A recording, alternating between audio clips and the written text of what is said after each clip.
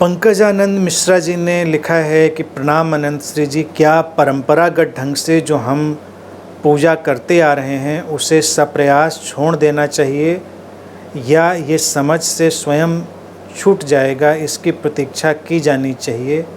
और क्या ऐसी पूजा पाठ में सजगता का समावेश कर इसे ध्यानपूर्ण बनाया जा सकता है? मिश्रा जी, कुछ छोड़ने की ज़रूरत नहीं, थोड़ा सा कम सीरियस हो जाएं बस। पूजा का अर्थ थोड़ा खेलपूर्ण हो जाए। पूजा का अर्थ है ग्रेटिट्यूड, पूजा का अर्थ है अनुग्रह की अभिव्यक्ति। ताओ ते चिंग पर जब हम बात कर रहे थे तो हमने जापान की साम्राज्ञी की एक कविता सुनाई थी आपको, अज्ञेय की, कि पूजा के लिए जब वो निकली बुद्ध के मंदिर में, इतनी भाव विभोर थी कि वो फूल ले जाना भूल गई। और तब उसको वो ख्याल आया कि जो कली खिली है, जहाँ खिली है जैसे, वहीं वहीं से तुमको अर्पित। तो पूजा में ये मुकाम आना है। बाकी जितने परंपरागत जो पूजाएं हैं वो थेरेपेटिक है, साइकोलॉजिकल हैं। मैं उनके विरोध में नहीं रहता। कई बार जब मैं बोल देता हूँ कई सारी बातें तो लोगों को लगता है क्या आप पूजा का विरोध करते हैं, क्या आप एंटी पूजा हैं? नहीं, मैं भी ब्राह्मण परिवार से आया हूँ, मैंने बहुत पूजा का खेल देखा है, मेरे घर में भी ऐसे ही सब होता था। लेकिन मुझे बात समझ में आ गई कि ये थेरेपेटिक है और जिन लोगों ने इसका निर्माण किया उनकी भी तारीफ़ करनी चाहिए, क्योंकि जिन्होंने वो स्ट्रक्चर बनाया वो बड़ा खूबसूरत था। अब देखिए, आज आप साइकेट्रिस्ट के पास जाते हैं, साइको एनालिसिस कराते हैं, काउंसलिंग कराते हैं। पूजा में हमने ये सारे इंग्रेडिएंट यूं ही इनबिल्ट कर दिए थे कि थोड़ा भरोसा जगेगा, थोड़ा आपके अंदर एक सांत्वना आएगी कि कहीं कुछ होगा, कुछ हो जाएगा। पूजा में जो बातें कही जाती हैं, जो पाठ किए जाते हैं, जो मंत्र बोले जाते हैं, वो सब भी थेरेपेटिक होते हैं, तुमको हील करने वाले होते हैं, ऊपर उठाने वाले होते हैं, ये सब होते हैं। तो उस दृष्टि से देखा जाए वो उपयोगी काम करती है। लेकिन पूजा को सुपरस्टिशन बनाना, पूजा को एक अंधविश्वास में ढालना, वो खतरनाक हो जाता है। उसको जान लेना कि नहीं, ऐसा कोई नहीं, हम कोई देवी देवता या कहीं परमात्मा पे कोई बिल्कुल उनको कॉल मिलाने वाले नहीं हैं और वहाँ से कोई हमको कॉल बैक आने वाली नहीं है। ऐसा कुछ नहीं है। ये केवल आपका जॉय है, आपका प्ले है, आपका ड्रामा है, आपका खेल है, तो खेलिए, कोई प्रॉब्लम नहीं। जिस दिन ना लगे खेलने जैसा तो मत खेलिए। लेकिन आप खेल शब्द से अड़चन होगी, क्योंकि लगेगा अरे गंभीर नहीं होंगे तो पूजा कैसे होगी, ऐसे कैसे पूजा नहीं मन हुआ।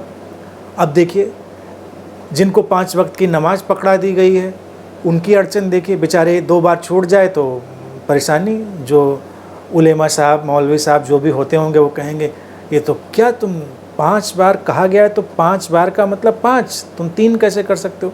अब वो कहे नहीं, आज मेरे तो भाव ज़्यादा रहा था, आज तो मैंने 8-9 बार कर दिया। नमाज जैसे नमन से बना है, नमन भीतर से घटता है। आज मेरे अंदर से 100 बार आ गया नमन, तो आ गया 9 बार। कोई हमको बताएगा 5 बार, कोई हमको टाइम बताएगा? ये कोई ऐसा फिक्स्ड चीज़ है कोई हमको आके नमन के लिए हमको बताएगा? कोई ऑर्गेनाइज्ड रिलीजन्स की बेवकूफ़ियाँ देखिए। कोई हमको बताएगा कि इस वक्त तुमको झुकना है, इस वक्त तुम्हारे दिल से प्रार्थना उठनी। अरे उठी मेरे अंदर, सुबह सुबह उठे थे, प्रार्थना उठ गई। सुबह सुबह ऐसा हुआ, घट गई पूजा। इसी तरह से हिंदुओं की पूजा, तुमको कोई बताएगा कि ऐसे करो वैसे करो, फूल ऐसे चढ़ाओ, दिया बाद में जलाओ, या ये पहले करो। अरे तुम्हारी मर्जी, तुम जैसे करो। रामकृष्ण परमहंस को याद करो, उनकी पूजा का ढंग देखो। उनसे लोग परेशान हो गए थे पूजा से, जो उनको पूजा के लिए रखा था उन्होंने मंदिर में लोगों ने, क्योंकि रामकृष्ण तो अपनी मस्ती से पूजा कर रहे थे। उनको जब भाव आया तब उन्होंने पूजा करी, जब भाव आया भोग लगाया, जब भाव आया तो किया। तो उन्हें ऐसे कैसे चलेगा?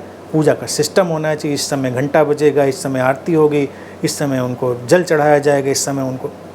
रामकृष्ण कहते ऐसे कैसे कर दें? अरे हमको भी तो पता होना चाहिए, भाव आना चाहिए अंदर से। तो वो लोगों को रास नहीं आया। जब पूजा को थोड़ा खेलपूर्ण बनाएंगे तो ऐसे ही होगा कि आप खेलेंगे, धीरे धीरे करके उसकी जो गंभीरता है उससे मुक्त हो जाएंगे। छूटना होगा वो छूट जाएगी। लेकिन जब उसको आप इतना कट्टर बनाएंगे, कट्टर संगठित धर्म कोई भी हो, कोई भी मजहब, देखिए पूजा भारत का एक ढंग है, लेकिन पूजा को समझने के लिए आप आत्म पूजा उपनिषद पर मेरी पूरी सीरीज है डिस्कोर्स की, यूट्यूब पर अवेलेबल, उसको पूरा सुनिए। पूजा के सारे सिंबल उसमें आपको समझ में आएंगे, उनका क्या वास्तविक मतलब है, तो वो वास्तविक पूजा है। बाकी इस खेल को चलने दीजिए, इसमें कोई अड़चन नहीं। मेरे घर में भी, मैं बस संक्षेप में ये बात बताऊं, मेरे फादर थे ब्राह्मण व्यक्ति, घनघोर पूजा करने वाले, शिव भक्त थे, तो उनको भोजन भी तभी करना है जब शिव के मंदिर में जाएंगे, जल चढ़ा लेंगे, पाठ होना है, तमाम चीज़ें। मुझसे उन्होंने कभी नहीं कहा कुछ, ये अच्छी बात थी। इस मामले में वो पहले से ही बड़े जागृत थे, मुझसे कभी नहीं कहा कि तुम ये करो ना करो। लेकिन जब भी कोई आयोजन होता था तो मैं बैठ जाता था, लेकिन मुझसे किसी ने कहा नहीं। तो मैं इसमें एक्चुअली में बड़ा इलिटरेट रह गया, मुझको ये भी पता नहीं था कि क्या कब करना चाहिए, क्योंकि मैं दूर से तो देखता था लेकिन उसका हिस्सा कभी नहीं बना। लेकिन मेरे घर में सब चलता था। फिर धीरे धीरे बात आगे बढ़ी, जब चीज़ें मेरी समझ में आई, सब चीज़ें हुई, मैंने देखा उनको, लेकिन मैंने उनसे कभी कहा नहीं कि तुम छोड़ दो। लेकिन एक दिन मैं लखनऊ से जब गया घर, तो मैंने देखा घर का वातावरण बदला हुआ है, कोई पूजा पाठ नहीं, कोई कुछ नहीं। तो मैंने उनसे पूछा, हमने क्या हुआ?